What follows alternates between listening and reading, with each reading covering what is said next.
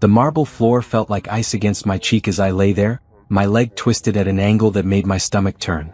Above me, Robert's laughter echoed through our apartment like broken glass, each sound cutting deeper than the throbbing pain shooting up from my ankle.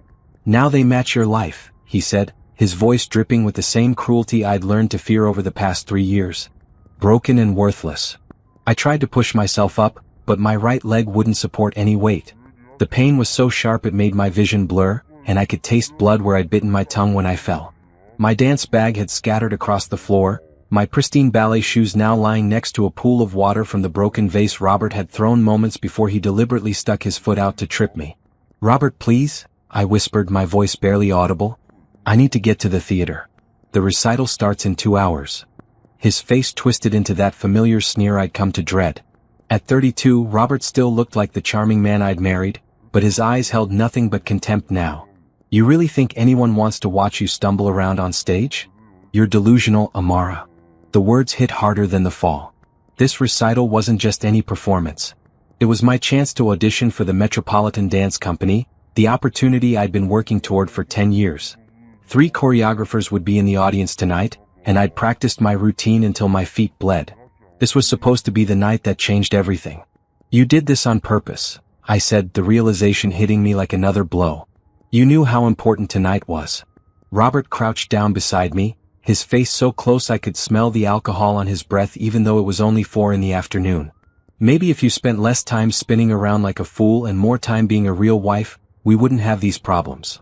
I tried again to stand, using the wall for support. My ankle screamed in protest and I had to bite back a cry of pain. "I've been a good wife to you.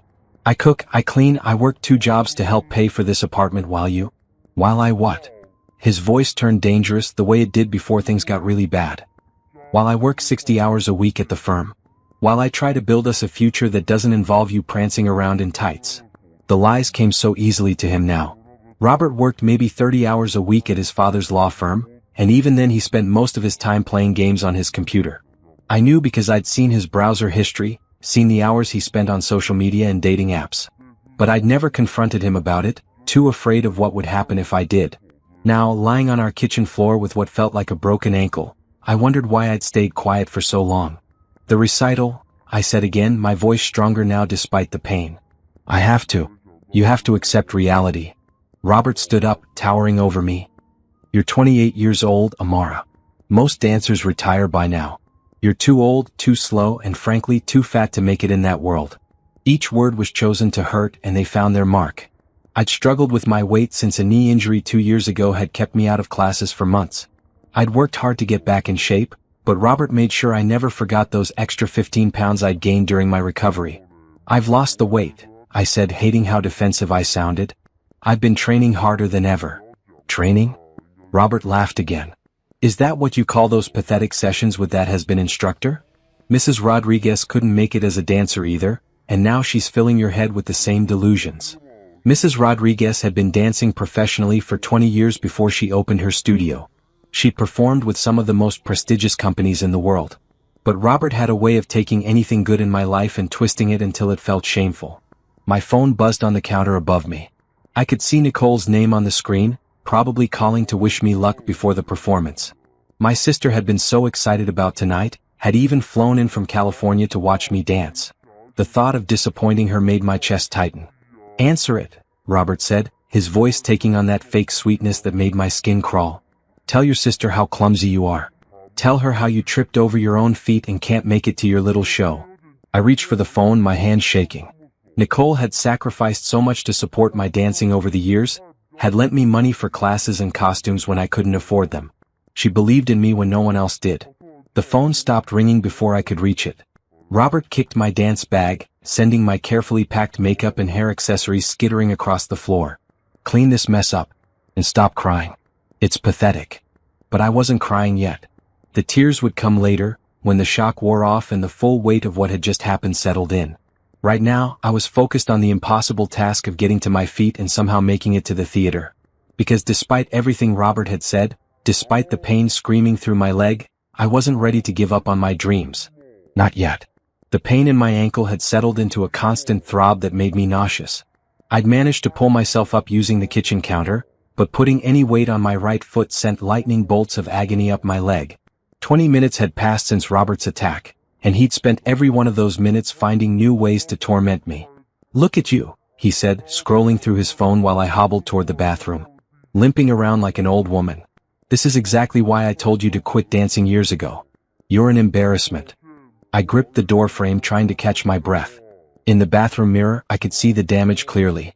My face was pale except for a purple bruise blooming across my left cheekbone where I'd hit the floor. My hair, which I'd spent an hour perfecting into the sleek bun required for tonight's performance, was now tangled and falling loose around my shoulders. "The show starts in an hour and a half," I said, more to myself than to him. "I can still make it if I leave now." Robert appeared in the bathroom doorway, his phone pressed to his ear. "Yes, she's fine," he said to whoever was on the other end. "Just a little accident. You know how clumsy dancers can be." My blood ran cold. He was talking to someone about what had happened, making it sound like my fault.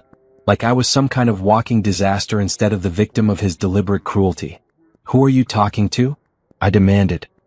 He held up one finger, telling me to wait while he finished his conversation. No, she won't be performing tonight. Probably for the best, honestly. Between you and me, she wasn't ready anyway." The phone call continued for another few minutes while I sat on the edge of the bathtub, trying to figure out how to wrap my ankle. I'd found an elastic bandage in our medicine cabinet, but every time I tried to bend down to reach my foot, the pain made me dizzy. When Robert finally hung up, he was smiling. "That was the theater. I called to let them know you won't be making it tonight." "You what?" The words came out as a shriek. "Robert, you can't just." "I can and I did. They were very understanding when I explained that you'd had an accident. They said they hope you feel better soon." My hands were shaking so badly I could barely hold the bandage. "You had no right. That was my call to make. You're my wife. When you're hurt, it's my responsibility to make decisions for you." His voice was calm, reasonable, like he was explaining something obvious to a child. "Besides, look at yourself. You can barely stand, let alone dance." He was right about my physical condition, but that wasn't the point. The recital represented everything I'd worked for, dreamed of, sacrificed for. The choreographers from the Metropolitan Dance Company were expecting to see me perform. This was my audition, my one shot at joining their company. "I could have tried," I whispered. "Even if I couldn't dance perfectly, I could have tried." "And humiliated yourself in front of everyone? Made a fool of both of us." Robert shook his head. "I saved you from that embarrassment." My phone started ringing again. This time it was my mother's number on the screen. I hesitated to answer, knowing that Robert had probably called her too, poisoning her against me with his version of events. "Answer it," Robert said, leaning against the bathroom door. "She's worried about you." I accepted the call with trembling fingers. "Mom?" "Amara, honey, Robert just called me. He said you fell and hurt yourself." My mother's voice carried that particular tone she used when she was disappointed in me. "I thought you were being more careful after what happened last time." Last time. She was referring to my knee injury 2 years ago, when I'd pushed myself too hard in rehearsal and torn my meniscus. My mother had never understood why I continued dancing after that, why I couldn't just settle down and be normal, like my sister Nicole had done when she got married. "Mom, it wasn't like that. Robert is worried sick about you. He said you were rushing around trying to get ready for this performance and you just lost your balance. Honey, maybe this is a sign that you should listen to what everyone's been telling you." "Everyone?" "My mother, Robert, even some of my old friends who'd gotten married and started families while I continued chasing what they called an impossible dream. They all thought I should give up, settle for a quiet life teaching dance to children or working in an office somewhere." "The recital is important, Mom. The Metropolitan Dance Company isn't going to hire someone who can't even make it to their own audition," my mother interrupted. "Amara, you're not getting any younger. Maybe it's time to think about having children, being a proper wife to Robert. He's been so patient with this dancing phase of yours." Phase? As if the thing I'd dedicated my entire life to was just something I'd grow out of, like collecting stickers or playing with dolls. "I have to go," I said, ending the call before my mother could say anything else that would make me feel worse about myself. Robert was watching me with that satisfied expression he got when things went his way. "Your mom makes a lot of sense. She's always been the practical one in your family. Unlike Nicole," he meant. "My sister had always supported my dancing, even when it meant I couldn't visit for holidays or family gatherings because I had performances or competitions. Nicole understood that some dreams were worth the sacrifice." "I need to get to a hospital," I said, struggling to stand again. My ankle might be broken. It's not broken. You're being dramatic like always. Robert moved aside to let me pass, but he didn't offer to help. It's probably just a sprain. Put some ice on it and stop complaining. In the living room, I could see the destruction from our fight scattered across the floor. The vase Robert had thrown first before he tripped me had been a wedding gift from his grandmother. The water from it had mixed with the dirt from the plant it had contained, creating a muddy mess on our white carpet. Clean that up when you're done feeling sorry for yourself, Robert said, settling back into his recliner. And order some dinner. I'm hungry. The casual way he said it, like I hadn't just suffered a potentially career-ending injury, like he hadn't deliberately destroyed the most important opportunity of my life, made something snap inside me. For the first time in 3 years, I looked at my husband and felt something other than fear or sadness. I felt rage. No, I said quietly. What did you say? I said no. I'm not cleaning up your mess and I'm not ordering you dinner. I'm going to the hospital. Robert's face darkened. Amara, don't start with me. You're already in enough trouble for missing your precious recital. Don't make things worse. But I was already grabbing my purse, my car keys, my phone. My ankle protested every step, but I gritted my teeth and kept moving. The pain was nothing compared to the burning anger that was finally stronger than my fear. Where do you think you're going? Robert demanded. I told you. The hospital. I reached for the front door handle. Don't wait up. The last thing I heard before I closed the door behind me was Robert shouting my name, his voice full of the fury I'd learned to dread. But for the first time in years, I didn't stop to appease him. I didn't look back. The emergency room at St. Mary's Hospital was busier than I'd expected for a Tuesday evening. I'd driven there on pure adrenaline, my left foot handling both the gas and brake pedals while my right ankle throbbed with each heartbeat. Now, sitting in the waiting area with a clipboard full of forms, the reality of my situation was starting to sink in. My phone had been buzzing constantly since I left the apartment. Robert had called 12 times and sent twice as many text messages, each one more threatening than the last. I turned the sound off after the first few, but I could still see his name appearing on the screen every few minutes. Honey, you look like you've been through hell, said the woman sitting next to me. She was probably in her 60s, with kind eyes and a warm smile that reminded me of my grandmother. What happened to you? I fell, I said automatically, the lie coming easily after years of practice. At home. Hurt my ankle. The woman nodded sympathetically. Those household accidents are the worst. I'm here because I slipped in my shower this morning. Twisted my wrist something awful. She held up her left arm, which was wrapped in a makeshift sling. At our age, we have to be more careful. At our age. I was 28, not 68, but I felt ancient as I sat there in my torn dance clothes, my hair still falling out of its bun. I'd been so focused on getting to the hospital that I hadn't thought about how I must look to other people. Amara Jefferson? A voice called from across the waiting room. I raised my hand and struggled to stand, using my purse as a makeshift crutch.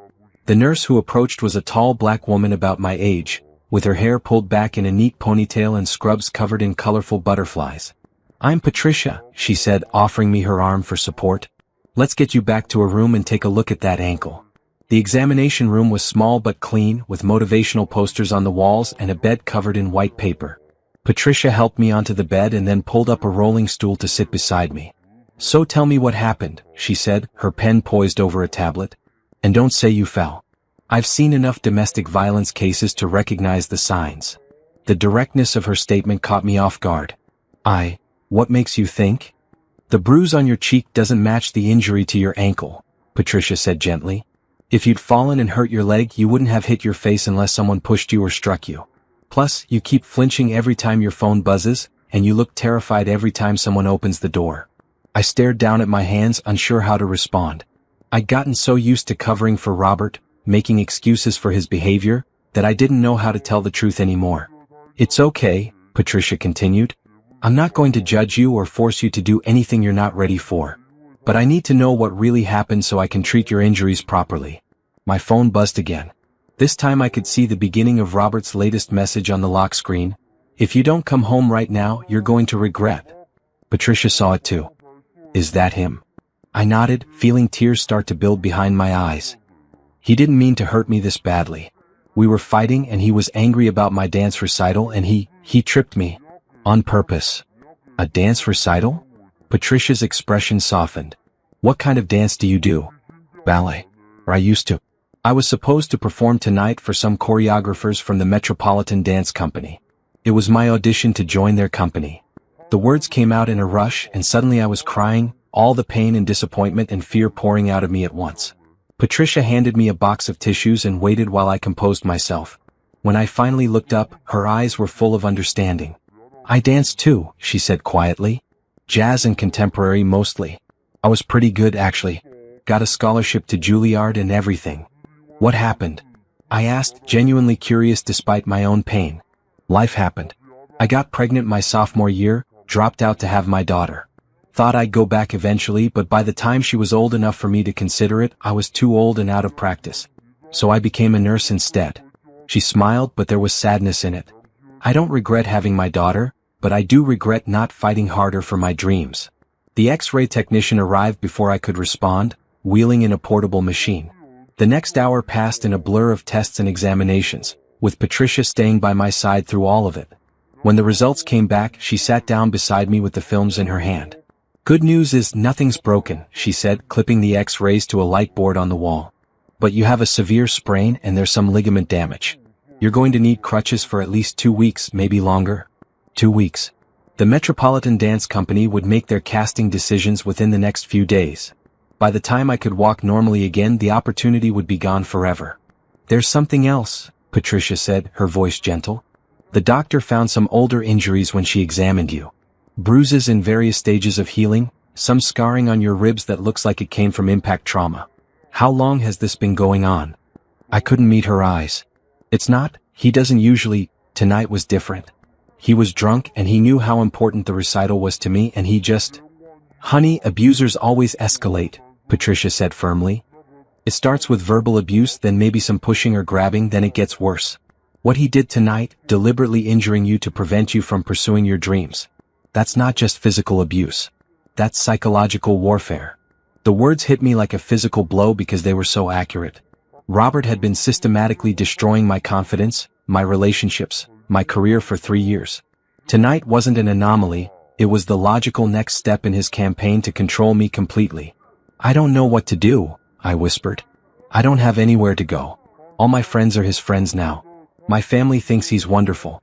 I gave up my own apartment when we got married, and I can't afford to live alone on what I make teaching dance classes.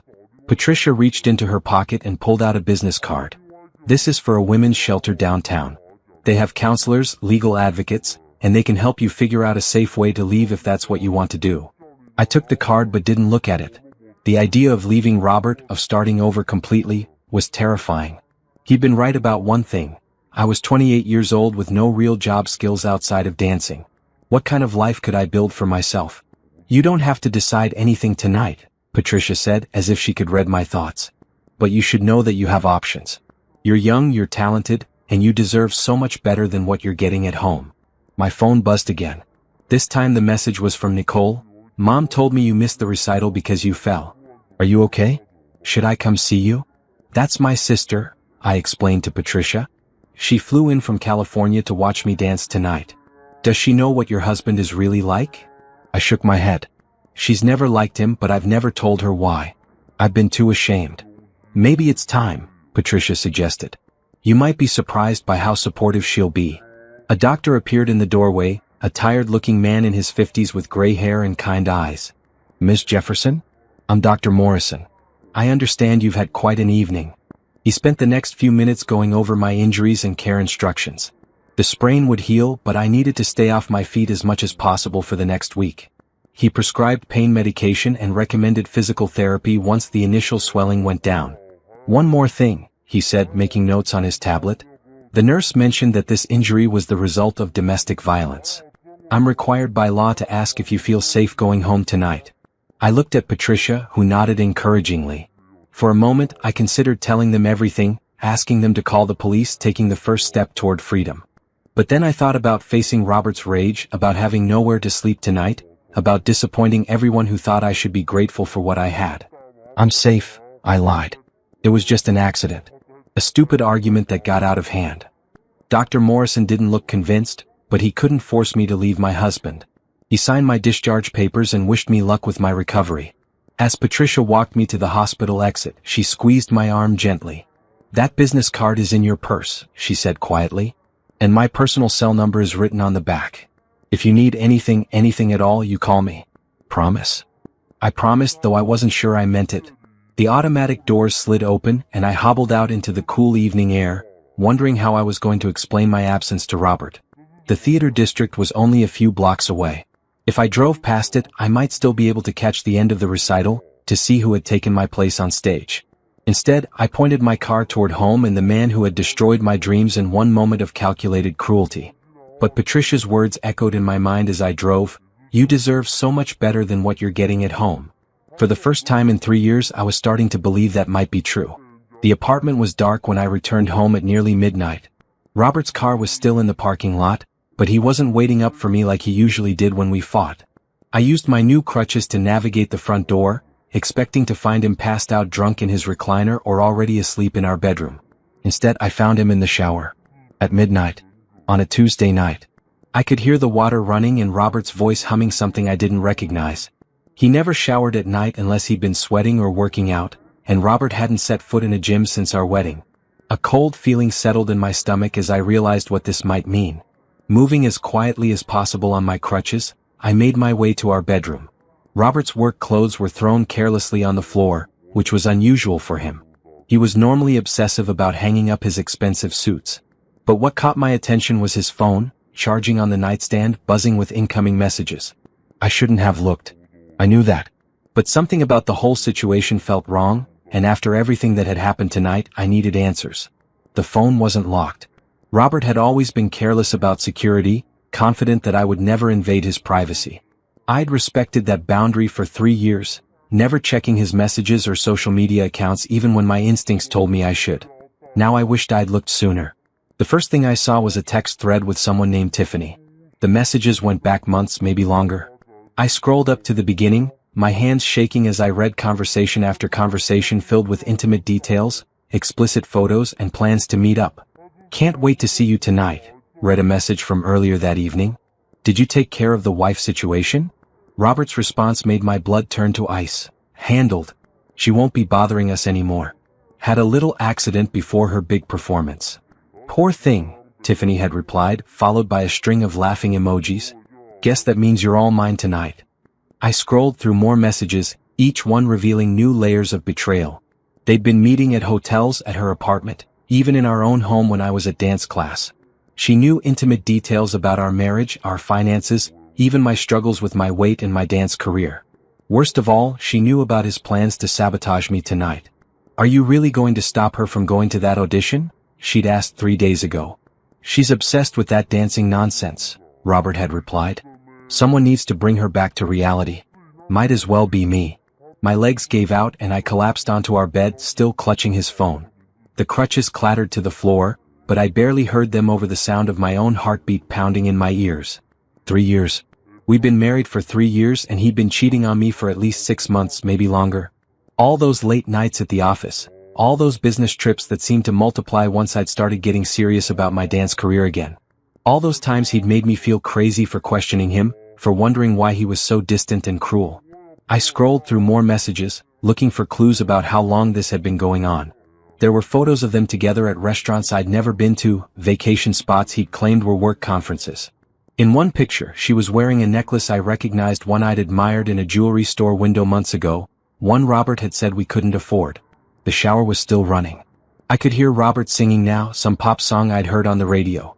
He was happy, relaxed, celebrating his successful destruction of my dreams and his night with another woman. My phone, forgotten in my purse, started buzzing. It was Nicole again. This time I answered. "Amara? Well, thank God. I've been trying to reach you for hours. Mom said you missed the recital because you fell, but I went to the theater anyway and they said Robert called to cancel your performance. What's going on?" I couldn't speak.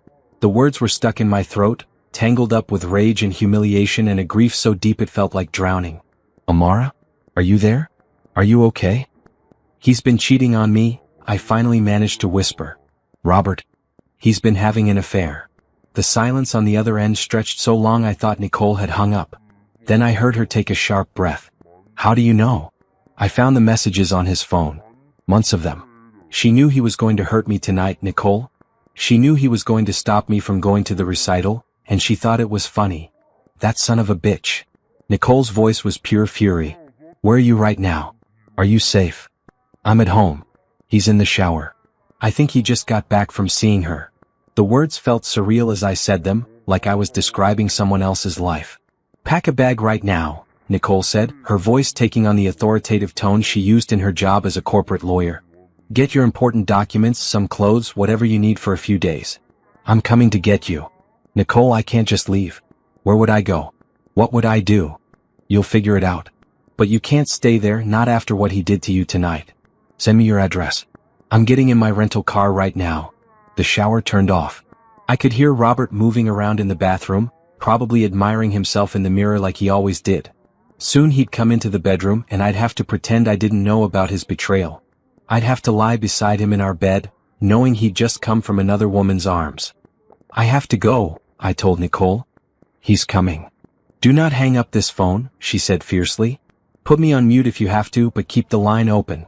If anything happens, anything at all, I'll call the police.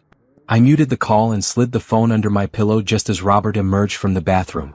He was wearing a towel around his waist, his hair still damp, looking more relaxed than I'd seen him in months.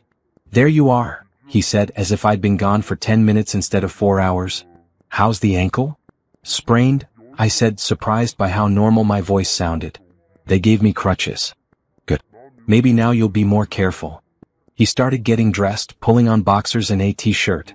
What did you tell them at the hospital? That I fell. Smart girl.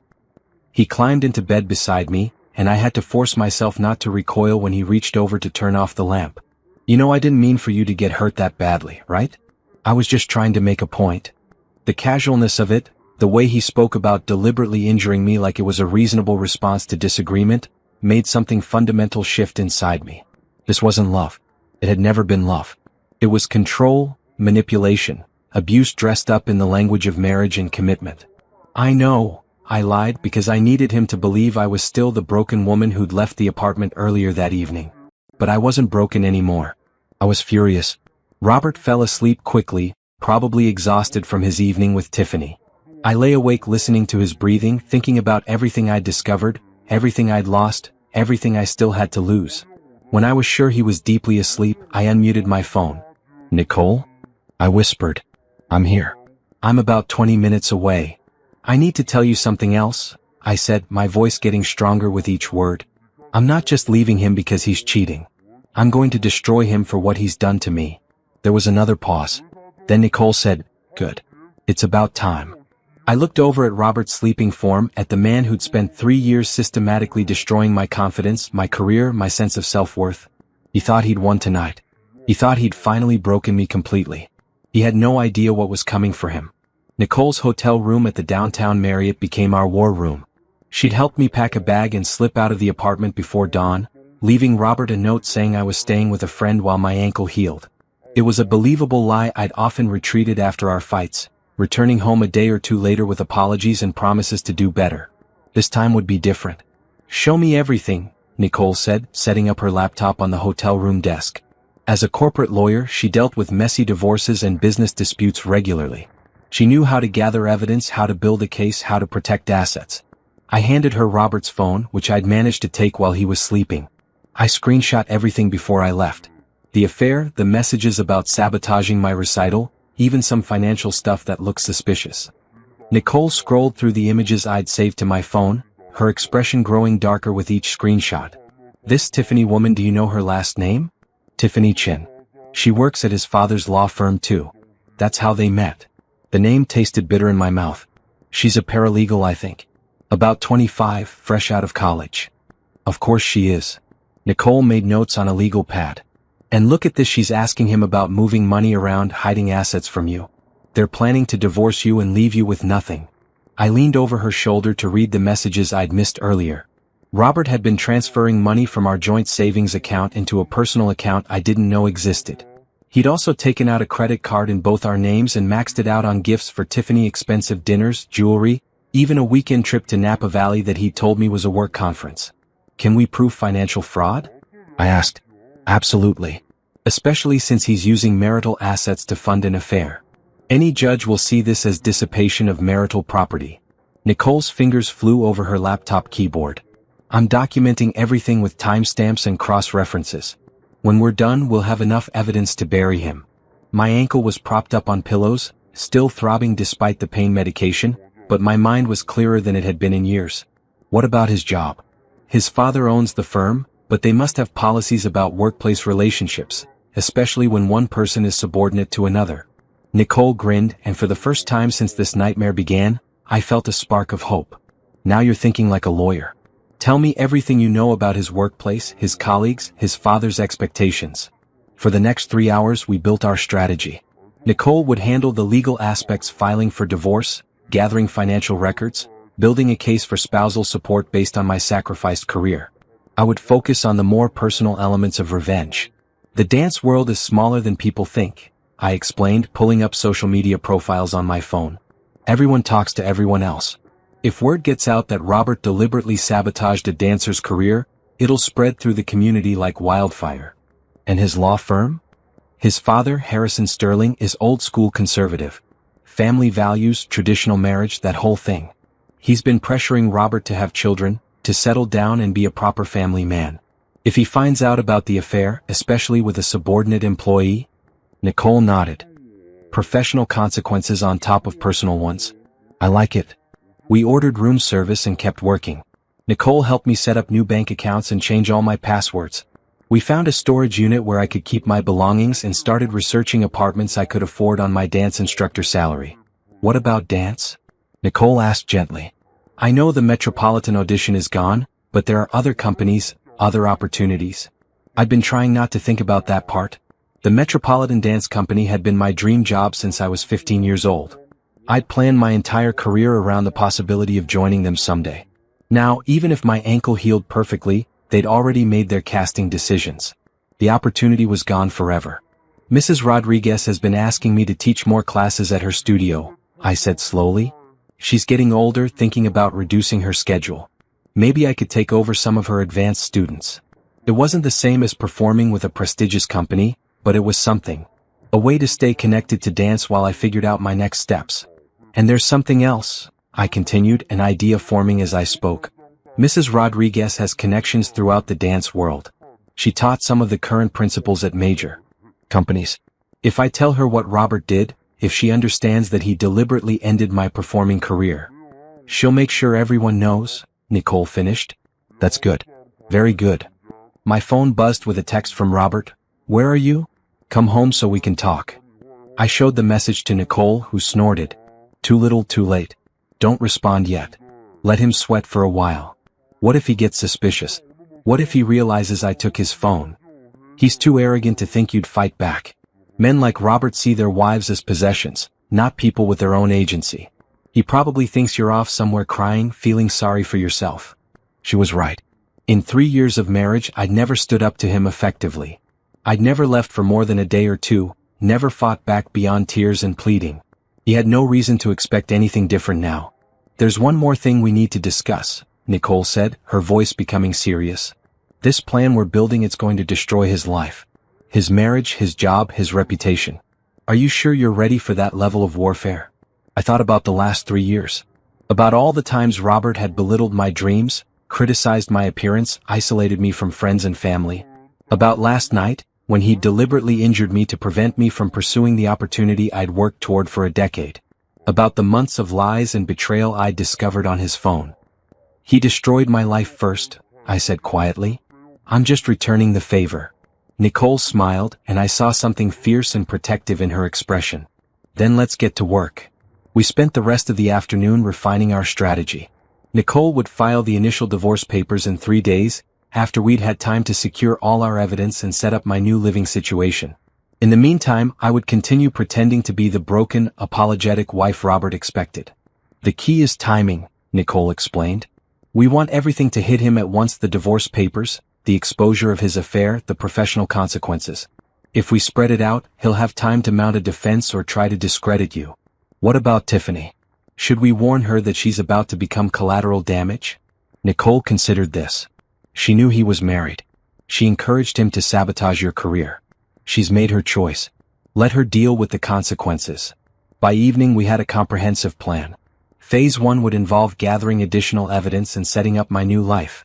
Phase 2 would be the coordinated attack on Robert's personal and professional reputation. Phase 3 would be the legal proceedings that would ensure I got everything I was entitled to in the divorce. What about your dancing? Nicole asked as she walked me to the door. I know you're focused on revenge right now, but don't let this be the end of your dreams. I looked down at my injured ankle, still wrapped in bandages and supported by crutches. I don't know if I'll ever be able to perform professionally again. Even if the ankle heals completely, I've lost months of training time. In the dance world, that can be career-ending. Maybe professional performance isn't the only way to stay connected to dance, Nicole suggested. Maybe this is an opportunity to find a different path, one that Robert can't touch. I hugged my sister goodbye, grateful beyond words for her support. For the first time in 3 years, I didn't feel alone in the world. As I drove back toward the apartment to continue my charade, I thought about what Nicole had said. Maybe she was right. Maybe this disaster could become an opportunity, a chance to rebuild my life on my own terms. But first, I had a husband to destroy. The apartment was dark when I returned, but Robert's car was in the parking lot. I let myself in quietly, prepared to play the role of the defeated wife for a few more days. Just long enough to make sure he never saw the real attack coming. 3 days of pretending to be broken nearly killed me. I limped around the apartment on my crutches, playing the part of the devastated wife while Robert alternated between fake sympathy and subtle cruelty. He brought me ice packs for my ankle while making comments about how I needed to be more careful. He offered to make dinner while mentioning how much money we'd wasted on dance classes over the years. The hardest part was sleeping next to him, knowing what I knew about Tiffany, about his plans to divorce me and leave me with nothing. But I endured it because every day of my performance gave Nicole more time to build our case and gave me more opportunities to gather additional evidence. On Thursday morning, Robert left for work an hour earlier than usual. Through our bedroom window, I watched him drive away, then immediately called Mrs. Rodriguez. Amara, dear, I heard about your accident, she said, her voice warm with concern. How are you feeling? Better, thank you. Mrs. Rodriguez, I was wondering if we could meet today. There's something important I need to discuss with you. An hour later, I was sitting in her dance studio, surrounded by mirrors and bars that had become my second home over the past 2 years. Mrs. Rodriguez listened without interruption as I told her everything about Robert's abuse, his sabotage of my recital, his affair with Tiffany. When I finished, her dark eyes were blazing with fury. That man destroyed your audition deliberately? She asked, her accent thickening with emotion. He knew how important this was for your career? I nodded, unable to speak around the lump in my throat. Mrs. Rodriguez stood up and began pacing, her hands gesturing as she spoke in rapid Spanish. When she switched back to English, her voice was steel. I have been teaching dance for 30 years. I have seen many talented dancers lose opportunities to injury, to family pressure, to lack of money. But I have never seen anyone deliberately sabotage their own spouse's dreams. She stopped pacing and looked directly at me. This cannot go unpunished. What do you mean? The dance community talks, mi amor. When word spreads about what this man did to you, he will find that his wife's former colleagues have very long memories and very little forgiveness for those who hurt dancers. I felt a flicker of satisfaction at the thought of Robert facing social consequences for his actions. Mrs. Rodriguez, there's something else. I know the Metropolitan audition is gone, but I need to keep dancing somehow. Could you use help with more classes? Her face softened. I have been hoping you would ask. My arthritis is getting worse and I need someone to take over the advanced students. The pay is not much, but it would be steady work. And perhaps, when your ankle heals, we could start preparing you for other auditions. Other auditions? The dance world is bigger than one company, even one as prestigious as Metropolitan. There are regional companies, contemporary groups, even opportunities to start your own studio. Your career is not over, Amara. It is just beginning on a different path. For the first time since Tuesday night, I felt genuine hope about my future. I'd love to teach more classes. When could I start? As soon as you are ready. For now, focus on healing. But when you return, we will rebuild your strength and your confidence together. I spent the rest of the morning at the studio, watching Mrs. Rodriguez teach an intermediate ballet class. Being surrounded by dancers again, seeing the joy and dedication on their faces, reminded me why I'd fallen in love with this art form in the first place. My phone buzzed with a text from Nicole. Papers filed. Game officially on. That afternoon, I met with the divorce lawyer Nicole had recommended, a sharp-eyed woman named Angela Patterson who specialized in cases involving financial fraud and domestic abuse. Your sister has done excellent work documenting your husband's misconduct, Angela said, reviewing the file Nicole had prepared. The evidence of his affair is overwhelming, and the financial fraud gives us significant leverage in asset division. What can I expect? Given that he used marital assets to fund his affair and deliberately sabotaged your career, you're entitled to spousal support, at least half of all marital property, and potentially punitive damages for economic harm. The legal terminology felt foreign, but the bottom line was clear. Robert's cruelty was going to cost him dearly. There's one more thing, Angela continued. Your sister mentioned that you want to time the serving of papers with maximum impact on his professional reputation. His father owns the law firm where he works. Family values are very important to them. If Harrison Sterling finds out about Robert's behavior at the same time he receives the divorce papers, he'll face professional consequences on top of personal ones, Angela finished with a smile. I like your thinking. We'll serve him at his office during business hours, when his colleagues can witness his reaction. That evening, I returned to the apartment to find Robert in an unusually good mood. He'd brought Chinese takeout and flowers, cheap grocery store daisies, but flowers nonetheless. How was your day? He asked, his voice artificially cheerful. Quiet. I mostly rested. I accepted the flowers with what I hoped looked like gratitude. Thank you for these. I've been thinking about what happened Tuesday night, he said, settling beside me on the couch. Maybe I overreacted a little. A little. He'd deliberately injured me and destroyed the most important opportunity of my career, and he called it overreacting a little. I appreciate you saying that, I said carefully. The thing is, Amara, I worry about you sometimes. This dancing thing has become such an obsession, and I hate seeing you get hurt when things don't work out. His voice was gentle, reasonable, the tone he used when he wanted to sound caring while delivering devastating criticism. I understand. Maybe this ankle injury is a blessing in disguise. A chance for you to focus on more realistic goals, like starting a family or finding a stable job. He reached over and squeezed my hand. We could be happy, you know, if you just stopped chasing these impossible dreams. The manipulation was so smooth, so practiced, that I almost admired its craftsmanship. This was how he'd controlled me for 3 years, mixing just enough affection with his cruelty to keep me confused and grateful for any scraps of kindness. You might be right, I said, hating myself for the lie but knowing it was necessary. I know I am. And Amara? I hope you know how much I love you. I only want what's best for us. Well, he called this love while planning to divorce me and steal our assets. While cheating on me with a woman young enough to be his daughter. While systematically destroying my self-worth and career aspirations. I love you too, I whispered, the words like poison in my mouth. Robert smiled and turned on the television, probably feeling satisfied that he'd successfully manipulated me back into submission. He had no idea that tomorrow morning, process servers would be waiting at his office with divorce papers. He had no idea that his affair with Tiffany was about to become public knowledge. He had no idea that the broken woman sitting beside him was about to become his worst nightmare. My phone buzzed with a text from Nicole. Everything set for tomorrow. You ready for this? I typed back a single word, yes. Then I settled back against the couch cushions and watched my husband enjoy what he didn't know would be his last peaceful evening.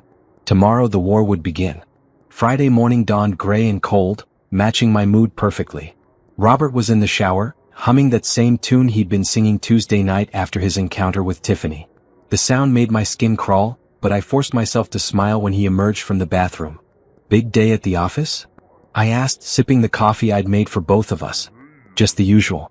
Dad wants me to review some contracts, meet with a few clients. He straightened his tie, admiring himself in our bedroom mirror. Should be home by 6. No, he wouldn't. By 6 o'clock, Robert's world would be completely destroyed. I'll probably spend the day resting, I said. Maybe call my mom, catch up on some reading. Good. You need to focus on healing. He kissed my forehead, a gesture that once would have comforted me but now felt like a betrayal. Take care of that ankle. After he left, I immediately called Nicole. He just left for work, I reported. Perfect. The process server will be there at 10:30, right when the office is busiest. Angela timed it perfectly. What about the other part? Mrs. Rodriguez has been busy. She called 3 former students who now work for major dance publications, plus 2 choreographers who've worked with Metropolitan in the past. By noon, everyone in the dance community will know what Robert did to you. The thought of my story spreading through the dance world was both terrifying and satisfying. These were people who understood the dedication required to reach professional level, who knew how rare and precious audition opportunities were. They would be horrified by Robert's deliberate sabotage. And Harrison Sterling? That's the beautiful part. Angela called his office yesterday, posing as a potential client who'd heard concerns about employee conduct at the firm. She planted just enough seeds of doubt to ensure he'll be paying close attention when the drama unfolds. I spent the morning preparing for my new life. I'd already moved most of my personal belongings to storage, leaving only enough clothes and toiletries to maintain the illusion that I was still committed to the marriage. Now I packed the last of my dance gear, my most precious photos, and the few pieces of jewelry that had belonged to my grandmother. At 10:25 my phone rang. "It's showtime," Nicole said. The server just arrived at Sterling and Associates. I could picture the scene, the elegant law firm where Robert worked, with its marble floors and expensive artwork. Robert sitting at his desk, probably texting Tiffany about their next rendezvous, completely unaware that his carefully constructed lies were about to collapse around him. "Amara? You still there?" "I'm here. Just thinking about what comes next." "What comes next is freedom. And revenge. Both of which you've earned." 20 minutes later, my phone exploded with calls and texts. The first was from Mrs. Rodriguez. "It is done, mi amor. The story is spreading." The second was from Angela Patterson. "Papers served successfully. Your husband's reaction was memorable." The third was a furious voicemail from Robert himself. "What the hell do you think you're doing? Call me back right now." I didn't call back. Instead, I drove to Mrs. Rodriguez's studio, where I spent the afternoon watching her teach and slowly stretching my healing ankle. The normalcy of it was soothing after days of deception and planning. Around 3 o'clock, Mrs. Rodriguez pulled me aside. "I have news," she said, her eyes sparkling. "I spoke with Maria Santos this morning. She runs the contemporary company downtown. They are looking for an instructor for their community outreach program, teaching underprivileged children, preparing them for scholarships and competitions." "That sounds wonderful, but I'm not sure I'm qualified. Maria remembers you from the showcase 2 years ago. She was impressed with your technique and your passion. When I told her what happened with your husband, she became very interested in offering you a position. A job. A real job in the dance world, working with children who shared my love for movement and music. It wasn't the Metropolitan Dance Company, but it was something meaningful, something that Robert couldn't touch or destroy." "When would I start?" "After your ankle heals completely. She wants to meet with you next week to discuss details, but she is very interested." By 4 o'clock, my phone had received 17 calls from Robert and 43 text messages, each one more desperate and angry than the last. I forwarded them all to Angela, who said they would be useful evidence of his unstable mental state. At 5:15 Nicole called with an update. "Phase 1 complete," she reported with obvious satisfaction. Harrison Sterling called an emergency meeting with all senior partners after the divorce papers were served. Word is, Robert spent 2 hours in his father's office getting screamed at. What about Tiffany? She was fired immediately. Apparently, Sterling and Associates has a strict policy about workplace relationships, especially when they involve fraud and embezzlement. Which, thanks to your evidence, this one clearly does. The satisfaction I felt was sweet and sharp. Tiffany had known Robert was married, had encouraged his cruelty toward me, had helped him steal money from our joint accounts. Now she was facing the consequences of her choices. "There's more," Nicole continued. "The dance publications are running with the story. Local attorney deliberately sabotages wife's career, is trending on Dance Magazine's website. Mrs. Rodriguez really came through for you." I refreshed my social media feeds and saw the story spreading. The dance community was small and tight-knit, and news traveled fast. Robert's name was being shared alongside words like abusive, manipulative, and career destroyer. How much trouble is he in professionally? Well, his father's firm depends heavily on their reputation for family values and ethical conduct. Having a senior associate involved in adultery, financial fraud, and domestic abuse isn't exactly good for business. My guess is Robert will be looking for a new job very soon. The apartment door slammed open at 6:45, much earlier than Robert's usual arrival time. I was sitting on the couch, my ankle elevated, pretending to read a book when he stormed into the living room. His face was red with fury, his expensive suit wrinkled, his carefully styled hair disheveled. In his hand, he clutched the divorce papers that had been served at his office in front of his colleagues. "You conniving bitch," he snarled, his voice shaking with rage. Do you have any idea what you've done? I looked up from my book with carefully practiced innocence. Robert? What's wrong? You look upset. Don't play dumb with me. You threw the papers at my feet. You filed for divorce. You aired our private business to the entire city. You got Tiffany fired. Oh, I said softly as if I was just now understanding. You mean people found out about your affair? The word affair hit him like a physical blow.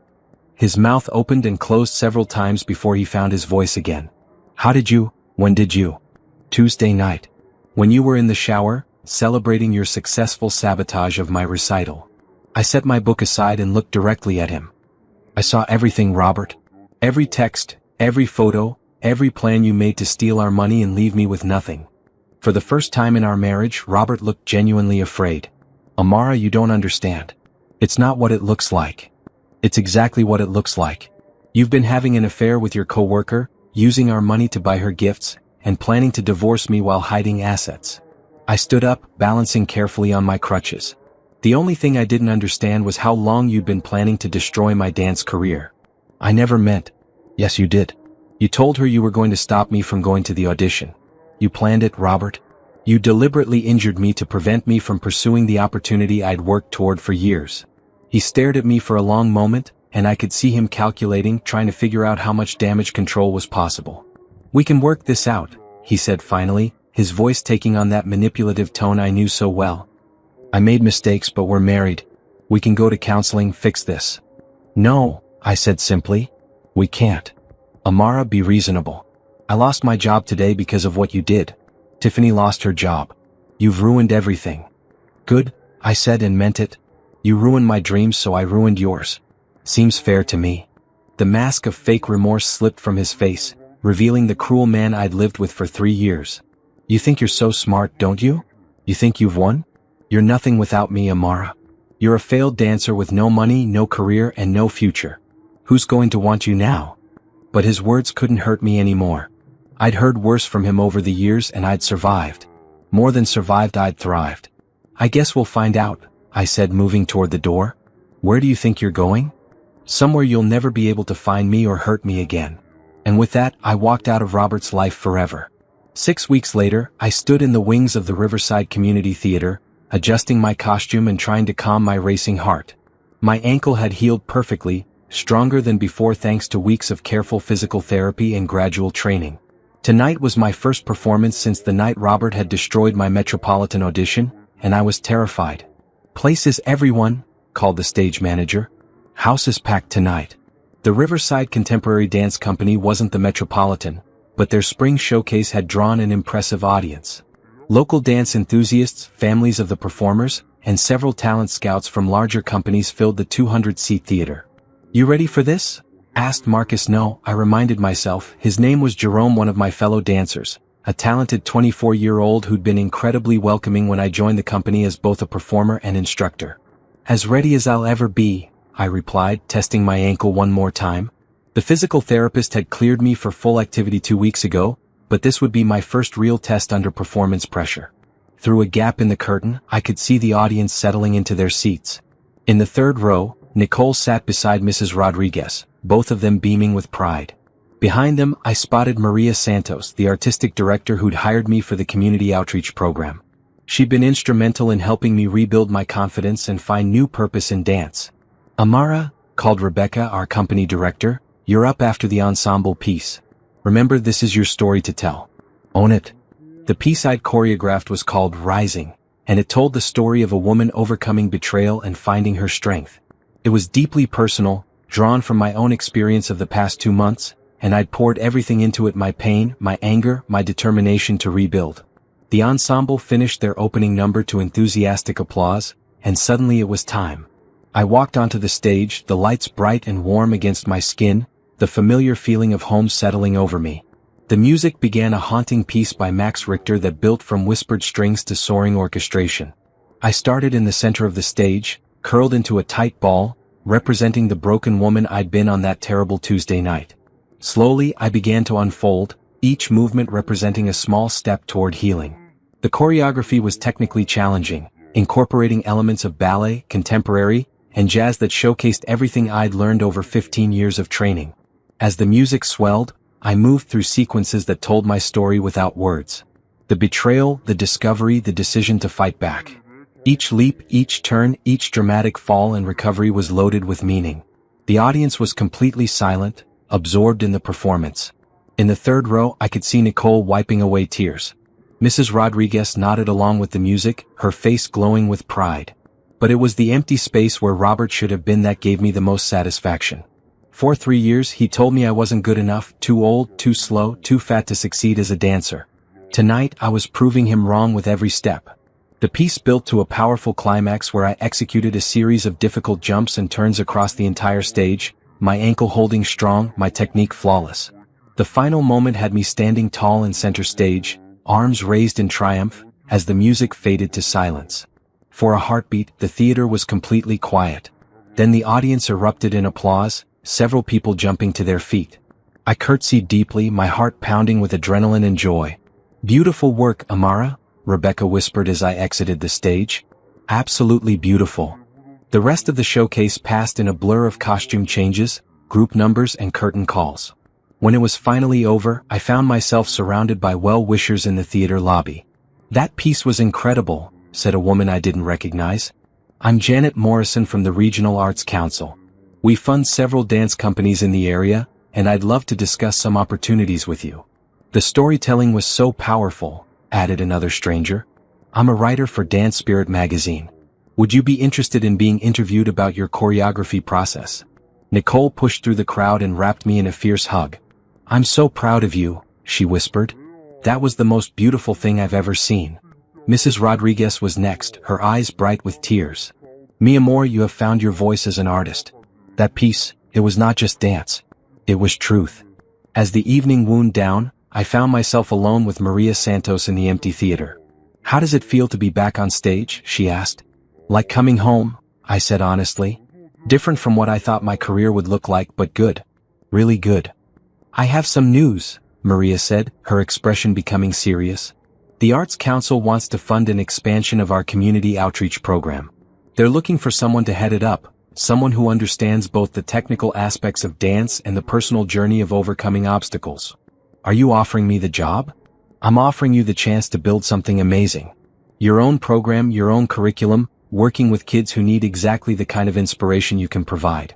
It wasn't the Metropolitan Dance Company, but it was something better, a chance to make a real difference in young dancers' lives while continuing to grow as an artist myself. "I'd love to," I said without hesitation. Later that night, Nicole and I sat in my new apartment, a modest one-bedroom place near the dance studio, but it was mine, paid for with money from the divorce settlement and my teaching income. "How are you really doing?" Nicole asked. "I mean, behind all the success and positive attitude." I considered the question seriously. "I'm healing. Some days are harder than others, but I'm getting stronger. And tonight proved something important to me." "What's that?" "Robert was wrong about everything. I'm not too old, too slow, or too anything to succeed. I'm exactly where I'm supposed to be." My phone buzzed with a text from an unknown number. For a moment, my heart seized with fear that Robert had found a way to contact me despite the restraining order. But when I opened the message, it was from Jerome, my fellow dancer. "Amazing performance tonight. Coffee tomorrow to discuss that collaboration we talked about?" I smiled and typed back, "Absolutely." Nicole noticed my expression. "New romance. New friend. Maybe more eventually, but right now I'm focused on rebuilding my life on my own terms." "And Robert? Any word from that front?" I shook my head. "Angela says he's moved back in with his parents and is working at a small firm in the suburbs. Tiffany found a job in another city. They're not my problem anymore." "Good. They don't deserve another thought from you." As Nicole prepared to leave, she was flying back to California in the morning. I reflected on how much had changed in 6 weeks. I had a new job, a new apartment, new friends and colleagues who respected my talent and supported my dreams. Most importantly, I had myself back. The confident, passionate woman who'd fallen in love with dance as a child, who'd worked tirelessly to develop her skills, who deserved love and respect and the chance to chase her dreams. Robert had tried to destroy that woman, but he'd failed. Tonight she danced again. And tomorrow she'd start building something even better than what she'd lost. 3 months after the divorce was finalized, I was teaching an advanced class at the studio when Mrs. Rodriguez approached with a concerned expression. Amara dear, there is someone here to see you. A man. He says he is your former husband. My blood ran cold. Robert wasn't supposed to contact me directly. The restraining order was still in effect for another 6 months. But I'd known this day would come eventually. Men like Robert didn't just disappear quietly into the background. Did he say what he wanted? No, but he looks, how do you say, desperate? Then tired. Very different from the photographs you showed me. I finished the class and sent my students home, then walked to the studio's front desk where Robert was waiting. Mrs. Rodriguez was right, he looked terrible. His expensive suits had been replaced by wrinkled khakis and a polo shirt. His hair, once perfectly styled, was thin and unkempt. Most shocking of all, he'd lost at least 30 pounds, giving his face a gaunt, hollow appearance. Hello, Amara, he said quietly. You look good. Healthy. I didn't respond, just waited for him to explain why he was violating the court order by being here. I know I'm not supposed to contact you directly, but I needed to see you. To talk to you. He glanced around the studio, taking in the mirrors, the bars, the photos of dancers on the walls. This is nice. You're teaching here now. What do you want, Robert? He flinched at the coldness in my voice. I wanted to apologize. For everything. I know I hurt you and I'm sorry. The apology I dreamed of hearing for 3 years meant nothing now. It was too little, too late, and delivered with the wrong motivation. Are you apologizing because you're genuinely sorry, or because your life fell apart after everyone found out what kind of man you really are? His face flushed red. That's not fair. You destroyed my career, my reputation. I exposed your career and reputation. There's a difference. Fine. Yes, I made mistakes. But did you have to tell everyone? Did you have to make it so public? There was the real Robert, the one who believed his actions should have no consequences, who thought he could abuse and betray without anyone finding out. You made it public when you had an affair with your coworker using money stolen from our joint accounts, I said calmly.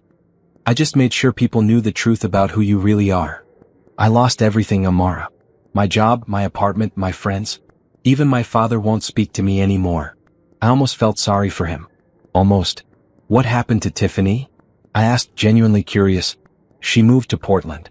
Got a job with some small firm up there. She blamed me for ruining her life. His laugh was bitter. Funny how quickly she disappeared when things got difficult. And you're surprised by that? She helped you cheat on your wife and steal money. Did you really think she was going to stick around when the consequences hit? Robert slumped into one of the chairs in the studio's waiting area. I've been living with my parents for the past 2 months. My mother makes me go to therapy twice a week. The therapist says I have issues with control and emotional regulation. The therapist is right. I know that now. I know I treated you terribly. I know I destroyed something beautiful and precious, and I can't take it back. He looked up at me with genuine pain in his eyes. But I need you to know that I didn't set out to hurt you. I was just so afraid of losing you to your dreams. It was the first honest thing he'd said since walking into the studio. So you decided to destroy my dreams instead? I thought if you couldn't dance professionally, you'd focus on us. On our marriage. I thought you'd be happy being a normal wife, maybe having children. He shook his head. I was an idiot. Yes, you were. But more than that, you were cruel. You took something I loved and used it as a weapon against me. I know. And I know this doesn't fix anything, but I wanted you to hear it from me. You were right to leave. You were right to expose what I did. You deserved so much better than what I gave you. We sat in silence for several minutes. Outside, I could hear the sounds of the city at rush hour, cars honking, people walking, life moving forward. How did you find me? I asked finally. I saw the article in Dance Spirit magazine. The one about your community outreach program. He managed a weak smile. You looked so happy in the photos. Confident. Like the woman I first met before I spent 3 years tearing you down. The article had been published the previous month, featuring the work I was doing with underprivileged children through the expanded community program. The photo showed me teaching a group of 8-year-olds, all of us laughing at something one of the kids had said. I am happy, I said simply. Happier than I've been in years. Good. That's good. Robert stood up slowly, like an old man despite being only 32. I should go. I just wanted you to know that I'm sorry, and that I'm glad you found your way back to dance. He was almost to the door when I called his name. Robert. He turned back, hope flickering in his eyes. Don't ever contact me again. Don't come to my performances, don't call, don't send letters or messages through other people.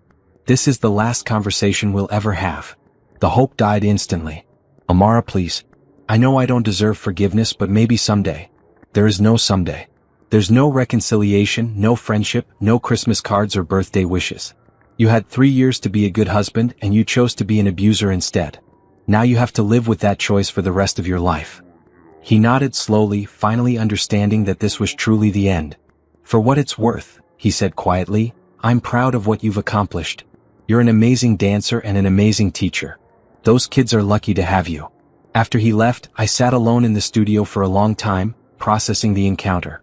Seeing Robert again had been jarring, but not in the way I'd expected. I didn't feel the old fear or the urge to apologize for defending myself. I didn't feel anger or satisfaction at his obvious misery. I felt nothing. He was just a man now, a broken, pathetic man who destroyed his own life through his cruelty and selfishness. He wasn't the terrifying figure who dominated my thoughts for 3 years. He was just Robert, and Robert didn't matter anymore. My phone buzzed with a text from Jerome. Dinner tonight? I'm making my famous pasta dish. Over the past month, Jerome and I had been spending more time together outside of the studio. He was kind, supportive of my career, and made me laugh in ways I'd forgotten were possible. We were taking things slowly. I wasn't ready for anything serious yet, but he made me feel like a woman worth loving. Sounds perfect, I texted back. I'll bring wine. As I gathered my things to leave the studio, I caught my reflection in one of the mirrors. The woman looking back at me was strong, confident, radiant with the kind of happiness that came from living authentically. Robert had tried to destroy that woman, but he'd failed completely. She was stronger now than she'd ever been, and she was just getting started. 6 months later, I stood on the stage of the Kennedy Center in Washington, D.C., watching my students from the community outreach program take their final bows. The National Youth Dance Competition had been the culmination of a year of hard work, and seeing these kids, many of whom had never imagined they could perform on such a prestigious stage, filled me with more pride than any personal achievement ever had. Miss Amara, called Destiny, one of my most dedicated students. At 14, she'd overcome poverty, family dysfunction, and her own self-doubt to become a beautiful dancer. We did it. We really did it. The team had placed second in the contemporary division, an incredible achievement for a program that had only existed for 8 months. But more importantly, these kids had discovered their own strength, their own voices, their own capacity for excellence. You did it, I corrected, pulling her into a hug. All of you. I just showed you the steps. Are you kidding? You saved my life, Destiny said, her voice serious despite her smile. Before I started dancing, I thought I was nobody. Now I know I can do anything. In the wings, I found Jerome waiting with a bouquet of roses and a smile that made my heart skip.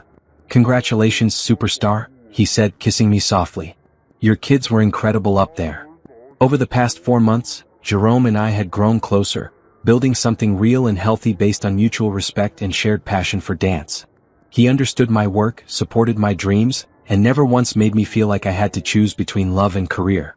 Thank you for coming all this way, I said, accepting the flowers. I know it wasn't easy to get time off. Are you kidding? I wouldn't have missed this for anything. Besides, I have news. Good news or bad news? Great news. The Regional Arts Council wants to fund a permanent facility for your program. Your own studio, your own staff, your own curriculum. They're calling it the Rising Stars Community Dance Academy. I stared at him, hardly believing what I was hearing. My own studio? Your own studio. 2,500 square feet in the Arts District, with 3 dance rooms, office space, and a small theater for performances. They want you to be the artistic director. The opportunity was beyond anything I'd dreamed of when I first started teaching. My own academy, dedicated to giving underprivileged kids the same opportunities I'd had, the same love for dance that had sustained me through the darkest period of my life. When would this happen? They want to break ground next month. Opening day is planned for September, just in time for the new school year. As my students celebrated around us, sharing photos and exchanging contact information, I thought about the journey that had brought me to this moment. A year ago, I'd been a broken woman lying on a marble floor, my dreams apparently shattered forever. Tonight, I was standing in one of the most prestigious venues in the country, having just watched my students perform at a national level. The abuse, the betrayal, the destruction of my original dreams, all of it had led me here, to this work that felt more meaningful than anything I'd ever imagined. There's something else, Jerome said, his voice becoming softer. Maria Santos called earlier. The Metropolitan Dance Company is looking for a new director of education. Someone with professional performance experience and a proven track record of developing young talent. The Metropolitan. The company I'd once dreamed of joining as a performer was now interested in me as an educator and administrator. They want to interview you next week. It would mean moving to New York, taking on a much bigger platform for your work. The choice between staying in my comfortable new life or taking a massive leap into the unknown should have been difficult. But I knew immediately what my answer would be. I want to think about it, I said, but Jerome was already smiling. That means yes, doesn't it? That means I want to make sure I'm making the decision for the right reasons. Not because it's the Metropolitan, but because it's the best way to help more kids discover dance. We walked back to the hotel hand in hand, surrounded by my chattering students and their families. These kids had trusted me with their dreams, and I'd helped them achieve something incredible. Whatever came next, I wanted to make sure I could continue that work on an even larger scale. Later that night, alone in my hotel room, I video called Nicole. I saw the live stream, she said immediately. Your kids were absolutely incredible. I was crying through the whole performance. They were amazing. And Jerome had some interesting news about what comes next. I told her about the studio opportunity and the Metropolitan offer, watching her face light up with excitement. This is incredible, Amara. A year ago you were afraid to leave your apartment. Now you're being courted by the most prestigious dance company in the country. It's surreal, I admitted. Sometimes I can't believe this is my life. You've earned every bit of it. You took the worst thing that ever happened to you and turned it into something beautiful. After we hung up, I sat by the hotel window looking out at the lights of DC, thinking about the girl who'd first fallen in love with dance at age 6. She dreamed of performing on great stages, of being part of something larger than herself, of using movement to tell stories that mattered. That little girl couldn't have imagined the path her life would take, the heartbreak, the betrayal, the moment when everything seemed lost. But she also couldn't have imagined the joy of watching other children discover their own strength through dance, or the satisfaction of building something meaningful from the ground up. My phone buzzed with a text from Mrs. Rodriguez. Saw the performance online. So proud of you, mi amor. You have found your true calling. She was right. This was my calling, not just to dance, but to teach, to inspire, to create opportunities for others. The little girl who dreamed of the stage had grown into a woman who built stages for others. My dreams hadn't been destroyed that night on the marble floor. They'd been transformed into something bigger, something better, something that could touch hundreds of lives instead of just fulfilling my own ambitions. Tomorrow I would fly home and start planning for whatever came next: the new studio, the Metropolitan interview, the endless possibilities that stretched out before me. But tonight I was simply grateful. Grateful for the journey, grateful for the pain that had led to growth, grateful for the second chance I'd created for myself. Robert had tried to break me, but he'd made me stronger instead. He'd tried to end my story, but he'd only forced me to write a better one. And this new story, filled with purpose, love, and the joy of watching others discover their own power, was just beginning. As I prepared for bed, I thought about Destiny and her fierce determination, about Jerome and his unwavering support, about all the students who would walk through the doors of Rising Stars Community Dance Academy in September. They would all be part of my story now, and I would be part of theirs. It was a beautiful thing, this life I'd built from the ashes of my old dreams. It was exactly what I was meant to do.